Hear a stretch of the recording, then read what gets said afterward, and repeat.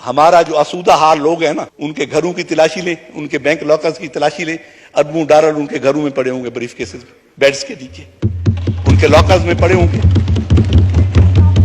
وہ کیوں نہیں نکالتے؟ بند کریں گاڑیاں امپورٹ کرنی، ٹرانسپورٹ لائیں، آپ پبلک ٹرانسپورٹ کو سٹرونگ کریں.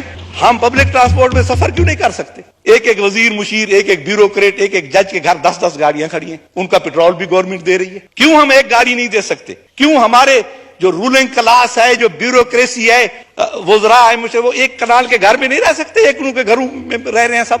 ہماری بدقسمتی یہ ہے کہ یہاں زراعت کی پالیسی بزنس مین بناتا ہے یا انڈسٹریلسٹ بناتا ہے، اور غریب کی پالیسی ہم امیر لوگ بناتے ہیں.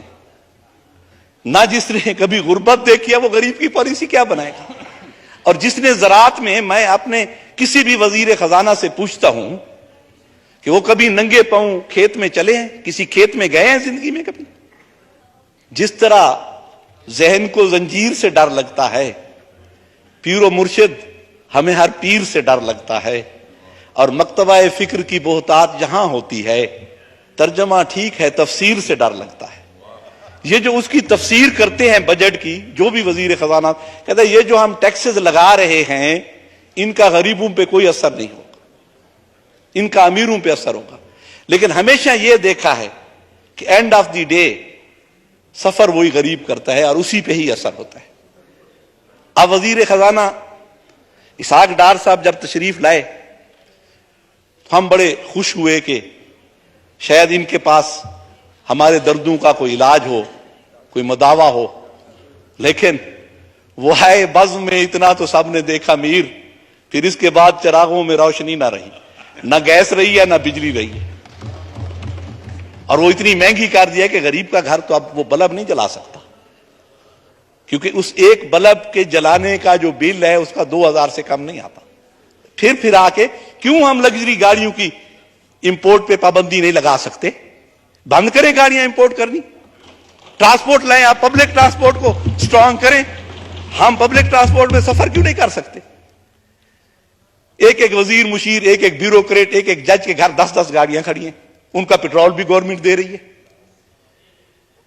کیوں ہم ایک گاڑی نہیں دے سکتے؟ کیوں ہمارے جو رولنگ کلاس ہے، جو بیوروکریسی ہے، وزراء ہے، وہ ایک کنال کے گھر میں نہیں رہ سکتے؟ ایک کے گھروں میں رہ رہے ہیں سب لوگ. 10-10 100 ملازم ان کے گھروں میں کھڑا ہے. 100 بیگ اٹھانے کے لیے ایک ملازم ہے.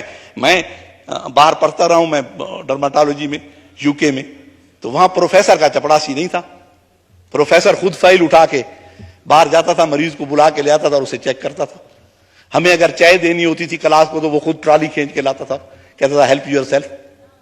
یہ نظام ہم کب لائیں گے سر؟ یہاں تو وہی جو انگریز آئے تھے، یہاں ہم ان کے غلام تھے، وہی نظام چل رہا ہے اور ہم غلامی میں جکڑے ہوئے ہیں. یہاں غریب تو سر، غریب کا جینا تو بار ہو گیا سر. تو تے کھلنے کھلن جوگا، میں رواں تا رو نہ سکدا. تو تے کھلنے کھلن جوگا، میں رواں تا رو نہ سکدا. دنیا رب دی تیرے حصے، میرے حصے بھوک دے کسے. وہ تو بھوک ہے اس کے حصے میں. تو تا موت کو خاک سمجھ دیں، تو تا موت کو مار سٹے نے. ساکو تا ایک لحظے کیتے، لازے لازے مرنا پوندے. اور این نگری وچ کوئی نہ آوے، نہ کوئی اتھا دیرا لاوے.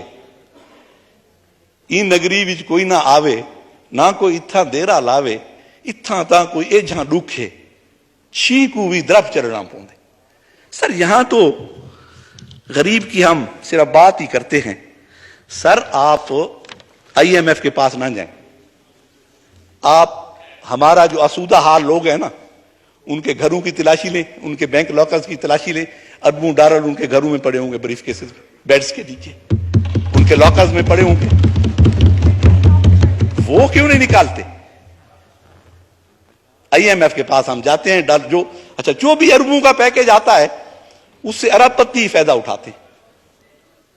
سر غریب تک نہیں پہنچتی یہ مراحت.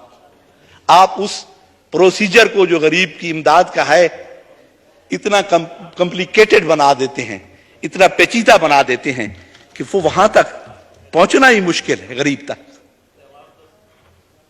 IMF ہے، وہ ہم نے دیکھا ہے جو فارماسیوٹیکل کمپنیز ہوتی ہیں نا، ان کا جو میڈیکل ریپ ہوتا ہے وہ کہتے ہیں تم نے ٹارگیٹ 1 لاکھ کا پورا کرنا ہے، وہ جب 1 لاکھ کا پورا کرتا ہے تو وہ کہتے ہیں اب 1.5 لاکھ کا ہے اگلے مہینے. تو آئی ایم ایف نے تو یہی کرنا ہے.